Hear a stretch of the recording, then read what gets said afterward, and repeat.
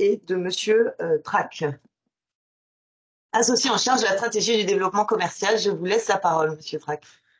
Bonjour à tous. Écoutez, je suis ravi d'être avec vous ce matin. On va être une continuité un peu des sujets qui ont été évoqués par Monsieur Aubry à l'instant sur certains éléments qu'on traite aujourd'hui chez Hydroclimat. Alors d'abord, pour vous donner un élément de contexte, même s'il y a des informations dans la slide que vous allez voir que vous connaissez sans doute, donc si on passe à la slide suivante, le contexte dans lequel on se trouve et dans lequel se trouvent nos clients, c'est assez simple, hein. 70% des activités humaines sont météosensibles. Donc, par définition, elles sont climato-sensibles. Elles le sont sur des paramètres qui sont différents selon les activités des uns et des autres, à des échelles spatiales, elles aussi différentes, et sur des projections dans le temps différentes. Mais elles le sont toutes plus ou moins. On considère aujourd'hui que la crise de l'eau figure parmi le top 5 des risques mondiaux en termes d'impact, que aujourd'hui 2500 milliards d'actifs physiques sont déjà menacés par le changement climatique, et que le coût des dommages annuels liés au changement climatique est de l'ordre de 1700 milliards de dollars par an. Et ça va aller crescendo puisque les économistes estiment qu'à l'horizon 2075, on va monter à 30 milliards de dollars de dommages par an. Alors dans ce contexte un peu tendu, on a l'appui de l'Europe sur à la fois la réglementation dans le cadre de la taxonomie, mais aussi sur beaucoup d'aides qui sont mobilisées pour pousser les secteurs sur toutes les dimensions liées au changement climatique, que ce soit la décarbonation, la biodiversité ou la problématique autour de l'eau. Donc nous, on bénéficie forcément de ça. Alors dans ce contexte-là, le besoin auquel on veut répondre pour nos clients est assez simple, hein. C'est les aider à mieux comprendre et anticiper le changement climatique. Alors si on passe à la slide suivante, comment est-ce que nous, on essaie de répondre à cette problématique-là? On y répond avec 3 offres de services aujourd'hui, avec des projections climatiques et hydrologiques. Alors dans l'équipe, on a 2 hydrauliciens et 2 hydrologues. Donc on a une forte compétence sur la partie eau en contexte de changement climatique. Directement lié à ces projections qu'on fournit à nos clients, il y a toute la partie analyse de risque climatique et diagnostic de vulnérabilité. Je donnerai un exemple de diagnostic de vulnérabilité juste après.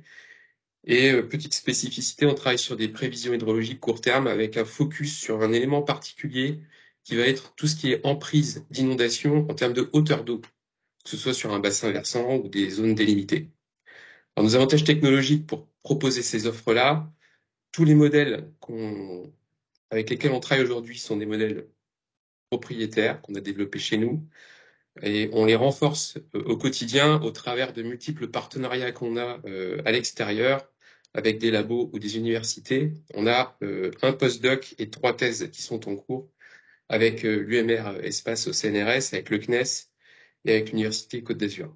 Alors si on passe à la slide suivante, un exemple d'analyse de vulnérabilité de bâtiments face au changement climatique qu'on a mené justement pour une filiale de Vinci, puisqu'on travaille historiquement, nous, avec Sixense, sur un parc immobilier en France et en Australie, avec un objectif de répondre à l'enjeu à l'horizon 2050, et sur un seul scénario, qui est le scénario malheureusement sur lequel on est engagé, qui est le pire scénario, qui est le RCP 8.5.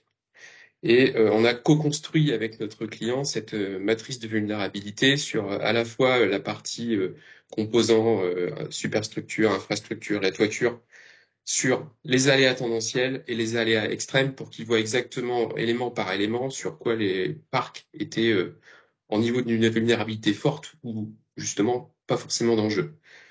Ce qui permet derrière de prendre des décisions plus éclairées sur la façon de gérer dans le temps ces actifs-là.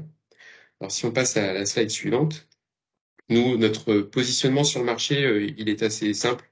C'est de proposer de la donnée changement climatique à haute valeur ajoutée. Alors, nos cibles, aujourd'hui, il y en a 4 principales. C'est tous les acteurs de l'infrastructure et de l'ingénierie, les acteurs de la finance et de la réassurance, les bureaux d'études et les acteurs de la gestion de l'eau. On a aujourd'hui déjà des clients dans ces 4 domaines d'activité-là. J'ai cité une filiale de Vinci tout à l'heure. On travaille aussi avec Bouygues Construction. On a sur la partie finance et réassurance des partenariats avec Adactis, Neymer et des échanges fournis avec AXA Climate. Sur la partie bureau d'études, c'est plutôt sur adaptation atténuation avec des acteurs comme Auxilia ou Ingérop. Et sur la partie eau, on a beaucoup de travaux avec la Société du Canal de Provence.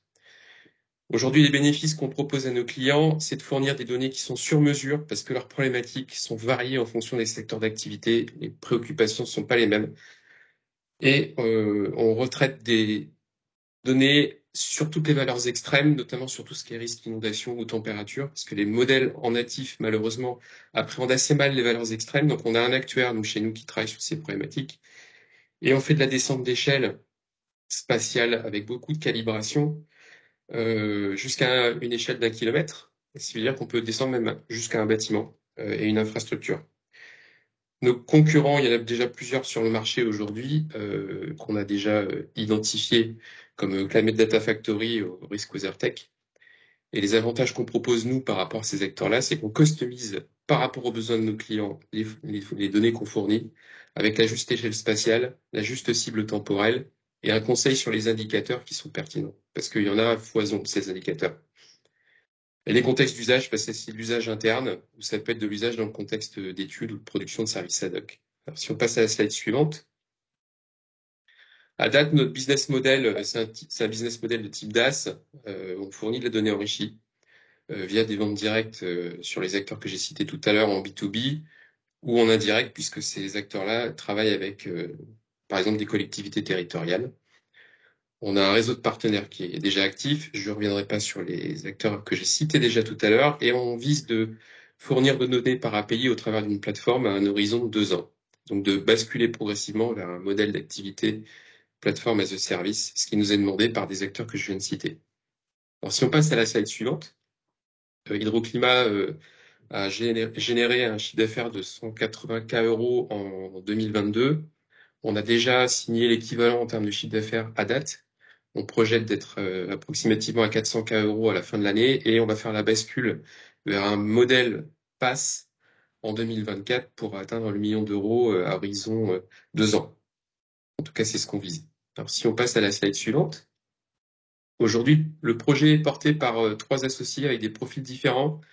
Magali et Adrien, qui sont les 2 cofondateurs, sont tous les 2 docteurs en géosciences de l'environnement. L'un avec une compétence en hydraulique, l'autre avec une compétence en hydrologie. Et moi-même, j'ai un passé en grand groupe chez Michelin et chez Casino et j'ai cofondé plusieurs startups dans des domaines variés, la dernière en date étant sur la météorologie, qui est directement liée finalement au changement climatique. Voilà, je pense qu'on peut passer à la dernière slide. Donc, je pense que l'intérêt pour le SFIC, au-delà du fait qu'Hydroclimat, c'est une entreprise deep tech et green tech qui est agréée Crédit Impôt Recherche, ce qui peut être intéressant dans le cadre de certains services et études prospectives. Nous, je pense qu'on peut répondre aujourd'hui à toutes vos questions concernant vos expositions actuelles et futures, quel que soit à la fois le lieu géographique, puisqu'on est notamment avec le groupe Vinci amené à travailler partout dans le monde, sur des horizons temporels qui sont variés selon les besoins de chacun et sur tous les paramètres climatiques et hydrologiques auxquels vous seriez sensibles. On a vu récemment, notamment avec des assureurs, des questions autour de la durabilité, la continuité d'activité de sites industriels qui utilisent de l'eau dans le milieu naturel pour fonctionner et qui ont été arrêtés en 2022 par l'ADREAL parce que malheureusement le milieu n'arrivait plus à assumer la demande en eau de l'industrie en question. Et la question qui se pose tout de suite quand on a une problématique comme ça, c'est ce sera quoi la problématique à 10 ans, à 20 ans par rapport à cette ressource en eau? Dans le domaine du transport fluvial, on a aussi beaucoup de questions sur la durabilité de certains canaux, par exemple, pour faire du transport, ce qui peut aussi impacter beaucoup d'industries différentes. Voilà. Écoutez, j'ai terminé de mon côté et je serais ravi de répondre à vos questions si vous en avez.